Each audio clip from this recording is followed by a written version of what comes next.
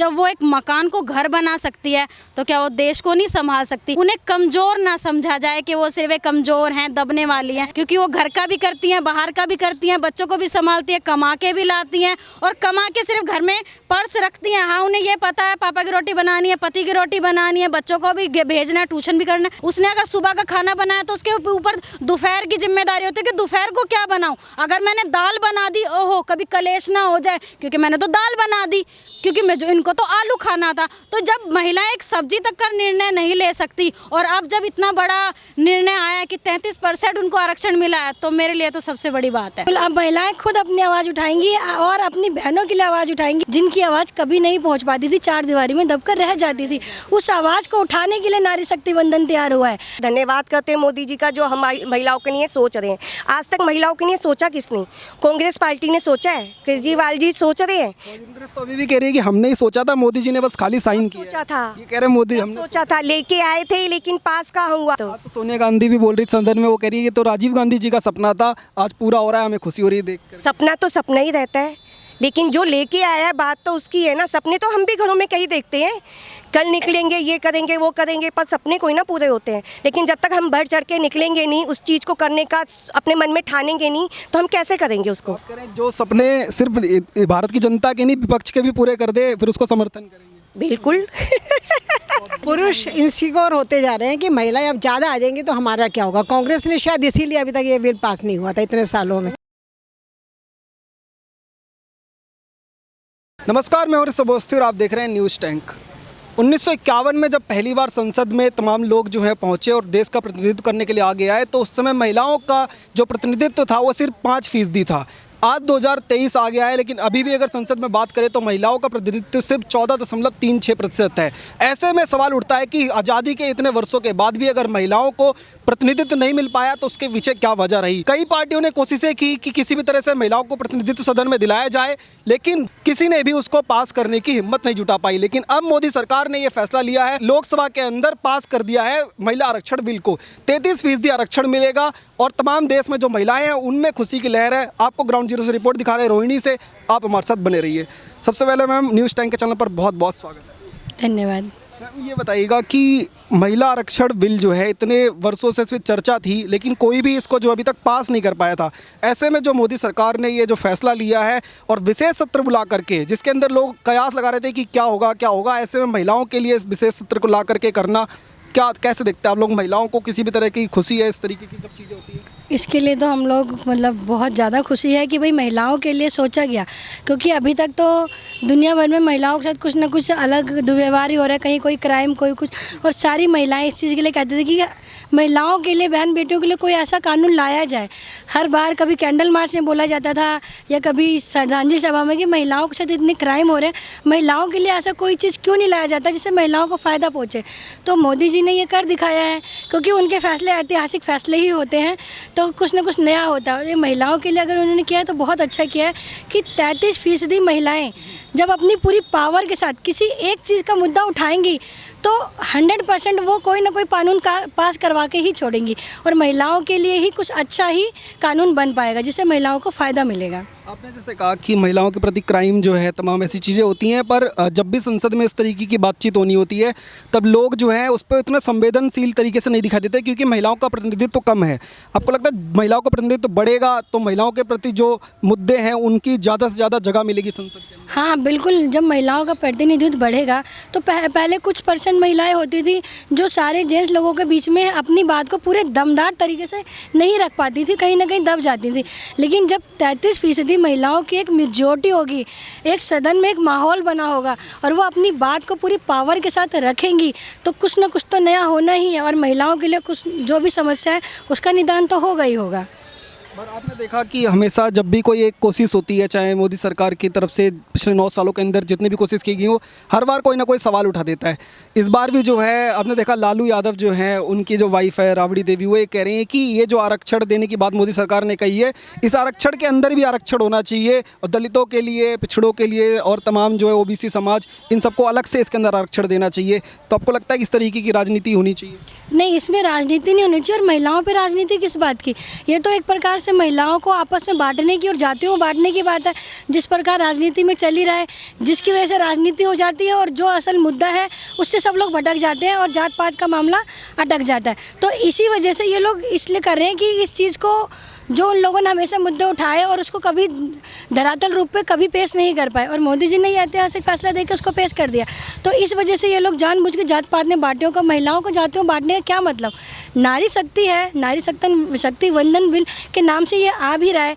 तो जब नारी शक्ति तो भगवान का रूप है, वो सृष्टि की रचना है, नारी शक्ति को हम लोग सृष्टि की रचना कहते हैं। तो इसको हम लोग जातियों में किस लिए बांटें? और ये लोग जातियों में बांट के इस चीज़ को जानबूझ के खंडित करना चाहते हैं ताकि कहीं ना कोई अवरोध उत्पन्न हो और ये फिर लक्ष्य से भटक जाए। उनका मकसद सिर्फ इतना है। समाजवादी पार्टी से सांसद हैं डिम्पल यादव, उन्होंने कहा कि चुनाव जब आता है तभी मोदी जी को महिलाओं की याद आती है, उससे पहले मोदी जी को जो है महिलाओं से कोई सरोकार नहीं होता है। ऐसे में विशेष सत्र में ला करके जब 9 साल उनके पास सरकार थी, मोदी सरकार के पास, तब उन्होंने क्यों नहीं ये बिल लाया? अब चुनाव आए तभी ये बिल। तो चुनाव एक बार नहीं, तो बीच में और बार भी होते हैं, हर जगह होते हैं और चुनाव बराबर होते रहते हैं। कभी पंजाब में हो रहा है तो कभी उड़ीसा में, कभी कहाँ, यानी पूरे भारत में, पूरे देश में कहीं ना कहीं चुनाव बराबर चलते रहते हैं। और मोदी जी किसी एक स्टेट के, एक जगह के तो है नहीं, पूरे भारत के हैं। तो उसमें तो चुनाव वाली तो कोई ऐसी बात नहीं है कि चुनाव आ रहा है तो ही मोदी जी लेकर आ रहे हैं। और फिर भी मोदी जी ने फिर भी नया कानून ला के उनके सामने भी रख दिया है। वो तो उनकी समझ की बात है ना कि वो क्या समझ रही हैं।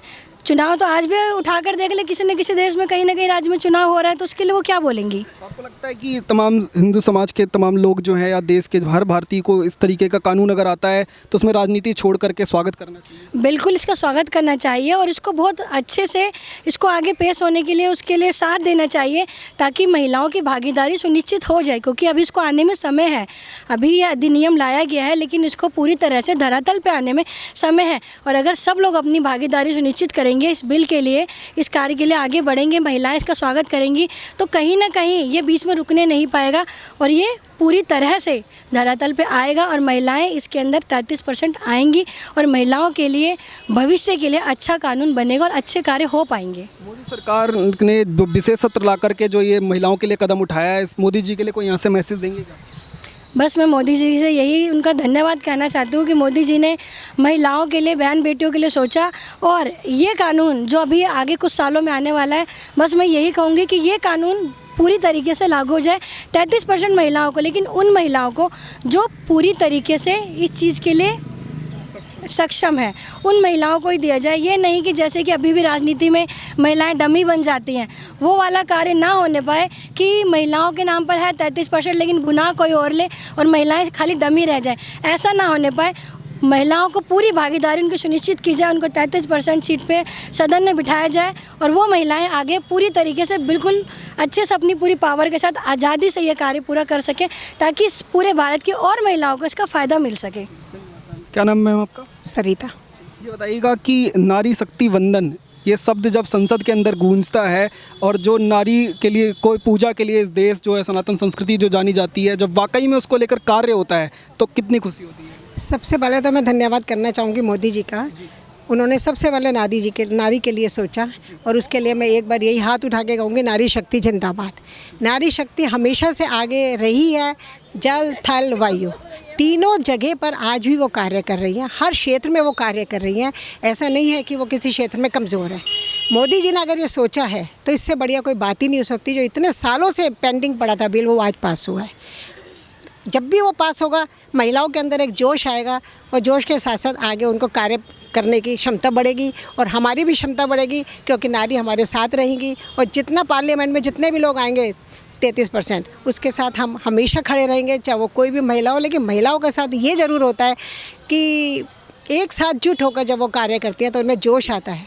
हमेशा से उन्होंने लड़ाई करी है महिलाओं की। अच्छा, आपने देखा कि अभी कुछ आने वाले कुछ महीनों के बाद चुनाव भी होने वाले हैं देश के अंदर, तो आपको लगता है कि पूरे जो ये माहौल इससा बना हुआ है, इस विपक्ष में कह रहा है कि मोदी सरकार को उखाड़ फेंकेंगे, इस माहौल के बीच में विशेष सत्र में अगर महिलाओं के लिए मोदी जी ने सोचा है तो आप लोग भी फिर मोदी जी के लिए सोचेंगे? देखिए, ये तो विपक्ष कुछ भी कहता रहेगा, उखाड़ फेंकेंगे, इतने साल से वो काम कर रहे हैं, उतनी ताकत किसी में नहीं है कि मोदी जी को वो उखाड़ सके आज की डेट में। बाकी रहा सवाल, वो अपोजिशन वाले इकट्ठे हो गए हैं, उसमें अभी यही नहीं पता कि कौन क्या बनेगा। ये तो एक जुमले हैं इन लोगों के, कहते रहते हैं, इसलिए हमें इसकी परवाह नहीं है। बाकी मोदी जी ने जो सोचा उसके लिए तो मैं उनका बहुत बहुत धन्यवाद करती हूँ कि उन्होंने महिलाओं के लिए सोचा है, और आगे भी वो इसी तरह से पढ़ी लिखी अच्छी महिलाओं को जो सक्षम है उनको आगे लाएंगे। क्या नाम है मैम आपका? मेरा नाम रानी शर्मा है। रानी जी, बताइएगा कि 33% आरक्षण न सिर्फ आरक्षण है बल्कि महिलाओं को जगह है देश के सबसे बड़े मंदिर, संविधान के मंदिर, संसद के अंदर। तो ऐसे में लगता है कि महिलाओं को सशक्तिकरण की ओर एक बड़ा कदम बढ़ेगा। बिल्कुल, बहुत बड़ा कदम बढ़ेगा, और मैं मोदी जी का बहुत बहुत धन्यवाद देना चाहूँगी। जो 33% आरक्षण के लिए मोदी जी ने प्रयास किया है, और ये सफल भी रहेगा, कि बिल्कुल सफल रहेगा। और जो हम महिलाओं को आगे बढ़ने के लिए उन्होंने एक हमें शक्ति बढ़ाई है, नारी शक्ति। पहले शब्द मोदी जी ने ऐसा दिया है, नारी शक्ति, जो नारी को हमेशा शक्ति की तरह आगे बढ़ाएगा, और हमेशा बढ़ते रहेंगे, और हम हमेशा मोदी जी का सहयोग करेंगे और उनके साथ रहेंगे। जैसे उन्होंने कहा कि नारी वंदन, मतलब नारियों की पूजा होनी चाहिए, और संसद के अंदर भी उनको जगह वैसी मिलनी चाहिए। तो अब आने वाले समय में मोदी जी को फिर संसद में आप लोग लाएंगे, या फिर इस बार विपक्ष जैसा कह रहा है कि अब सूपड़ा साफ कर देंगे, मोदी सरकार को हटा देंगे, उखाड़ फेंकेंगे, आप भी उसी? विपक्ष कुछ भी कहता रहे, विपक्ष का क्या है, उनका तो काम ही कहना है। वो तो हमेशा मोदी जी के खिलाफ ही रहे। मोदी जी अच्छा करे तब भी जैसे कहने में वो बुरा बताते हैं, बुरा करे तब भी अच्छा बताते हैं, वो बुरा ही बताते हैं। कभी अच्छा बताया ही क्या है उन्होंने मोदी जी को? लेकिन मोदी जी ने बहुत अच्छा काम किया है, हमेशा करते रहे हैं महिलाओं के लिए, देश के लिए, जो अनेकों योजना लेके आए हैं। और महिलाओं के लिए तो धीरे धीरे वो प्रयास कर रहे हैं कि बिल्कुल नई योजना लेके आए, उज्ज्वला योजना लेके आए हैं, जो जय कहने में, और जय कहने में 3 तलाक ख़त्म किया है। इतनी योजनाएं मोदी जी धीरे धीरे लेके आ रहे हैं कि नारी को जो है कहना में आगे बढ़ाना है। जो मर्द उनको दबा के रखते थे, वो उनके दबे में ना रह के खुद सशक्त बने, खुद आगे बढ़ें, और जय कहने में अपना गृहस्थी भी चलाएँ, और अपना जय कहने में बाहर निकल के अपनी कमाई करके अपने जय बच्चों का और जय औरों की मदद भी कर सके। आप कह रहे हैं मतलब जाति कोई भी हो, धर्म किसी हो, हर वर्ग की महिलाओं के लिए मोदी जी काम कर रहे हैं। बिल्कुल, जाति हमें नहीं देखनी, क्योंकि ये मोदी जी जो है 33% आरक्षण सिर्फ महिलाओं के लिए लेके आए हैं, ना कि हिंदू, मुस्लिम, सिख, ईसाई के लिए। तो ये जो आरक्षण सिर्फ महिलाओं के लिए रहे वही अच्छा है। हम इसको जाति में ना बांटे तो वो अच्छा है, क्योंकि सभी महिलाएं कोई सी भी जाति की हो, है तो महिला ही। तो महिलाओं के लिए ही आरक्षण है, और महिलाओं के लिए है, कोई जाति के लिए आरक्षण नहीं दे रहे मोदी जी। अलग अलग पार्टी में भी आपने देखा होगा, कोई जो राष्ट्रीय अध्यक्ष हैं वो कह रहे हैं कि हम साथ हैं मोदी जी के, जो विपक्षी पार्टी है वो भी कह रही है हम साथ हैं, आरक्षण अगर आया है। लेकिन उन्हीं पार्टी में जो महिला सांसद हैं, या महिला जो राष्ट्रीय अध्यक्ष की किसी की पत्नी है, जैसे राबड़ी देवी हैं, डिम्पल यादव हैं, ये लोग सवाल उठा रहे हो, कह रहे हैं कि इस आरक्षण के अंदर भी आरक्षण मिलना चाहिए। इनके लिए तो मैं कुछ कह ही नहीं सकती, क्योंकि वो भी खुद एक महिला ही हैं।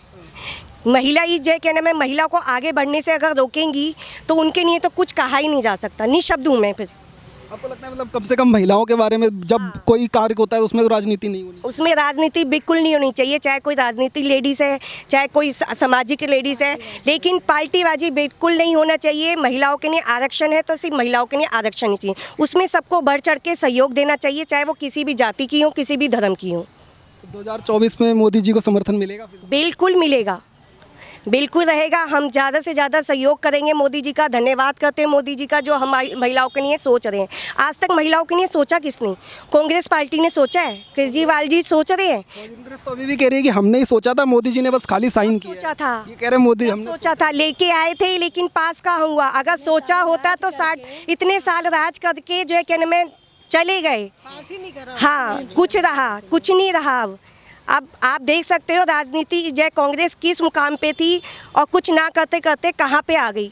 एकदम से देश में ख़त्म ही हो गई है हमारे हिसाब से। तो सोनिया गांधी भी बोल रही सदन में, वो कह रही है ये तो राजीव गांधी जी का सपना था, आज पूरा हो रहा है, हमें खुशी हो रही है देख। सपना तो सपना ही रहता है, लेकिन जो लेके आया है बात तो उसकी है ना। सपने तो हम भी घरों में कहीं देखते हैं, कल निकलेंगे, ये करेंगे, वो करेंगे, पर सपने कोई ना पूरे होते हैं। लेकिन जब तक हम बढ़ चढ़ के निकलेंगे नहीं, उस चीज़ को करने का अपने मन में ठानेंगे नहीं, तो हम कैसे करेंगे उसको?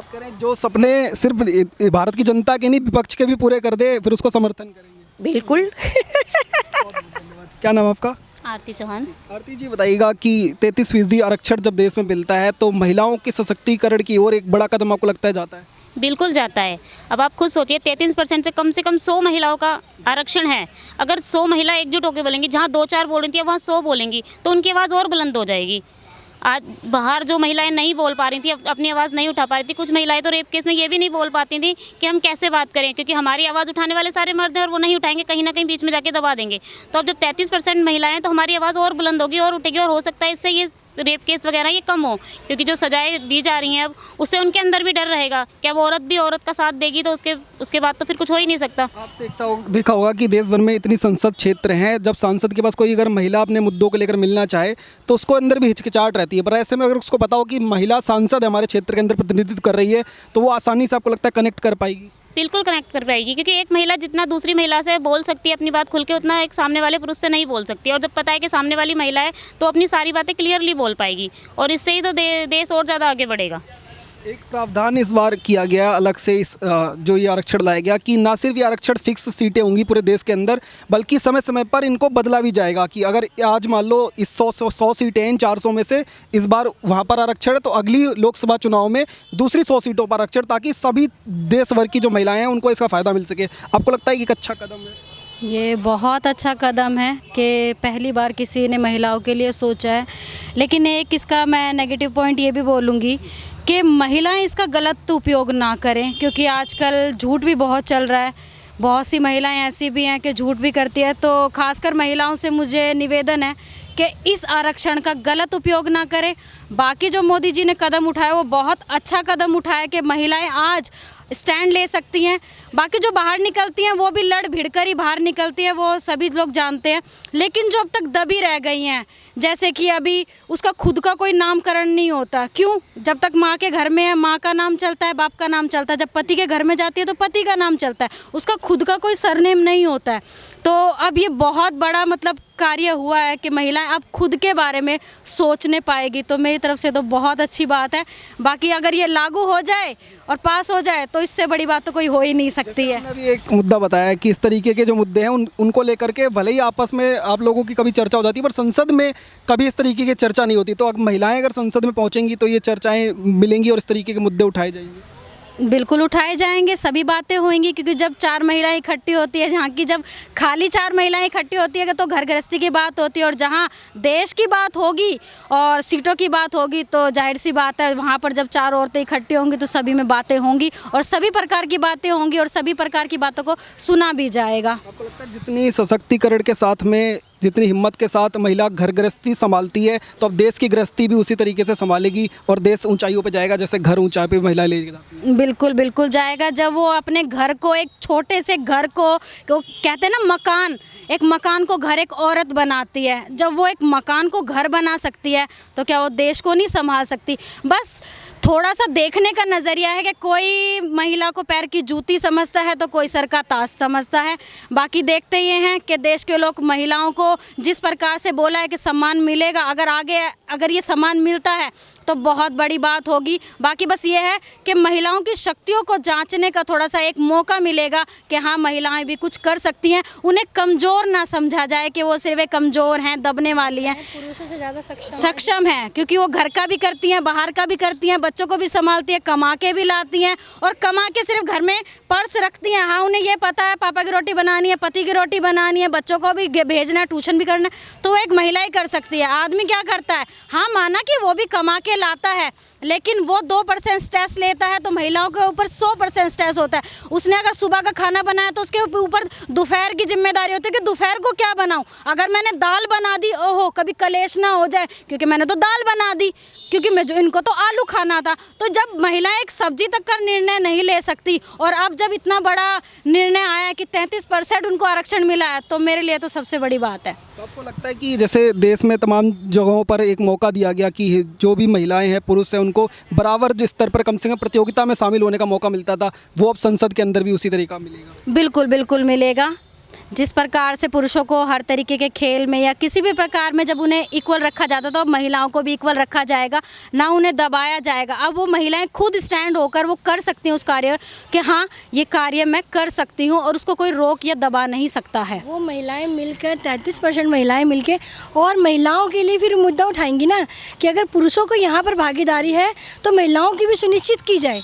तो जहाँ महिलाएं दब जा रही थी जिन क्षेत्रों में, वहाँ अब महिलाएं उन क्षेत्रों में आगे बढ़कर अपना परचम लहराएंगी। नारी सशक्तिकरण की बात कही जाती थी, करने वाले कहने वाले पुरुष होते थे, उसकी जगह आपको लगता है महिलाएं खुद अपनी आवाज़ उठाने के लिए सक्षम हैं? बिल्कुल बिल्कुल, अब महिलाएं खुद अपनी आवाज़ उठाएंगी और अपनी बहनों के लिए आवाज़ उठाएंगी और उनको उस जगह पर स्टैंड भी करेंगी, क्योंकि उनको पता है कि वो उनके हाथ में पावर है और उस कानून को वो मनवा के रहेंगी। क्यों? क्योंकि महिला शक्ति है, नारी शक्ति वंदन इसीलिए बन रहा है कि वो उन महिलाओं की आवाज़ वहाँ तक पहुँचाए जिनकी आवाज़ कभी नहीं पहुँच पाती थी, चार दीवारी में दबकर रह जाती थी।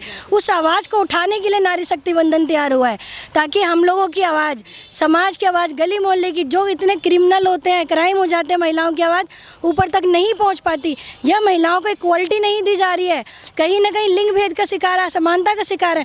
वहाँ महिलाएं अब समान रूप से एक बराबर खड़ी होंगी, वो महिलाओं की आवाज़। पुरुष इनसिक्योर होते जा रहे हैं कि महिलाएं अब ज़्यादा आ जाएंगी तो हमारा क्या होगा। कांग्रेस ने शायद इसीलिए अभी तक ये बिल पास नहीं हुआ था इतने सालों में, क्योंकि पुरुष प्रधान हो रहे थे। अब महिलाएं आगे आएंगी तो उनको अपनी इनसिक्योरिटी लग रही है कि हमारा क्या होगा।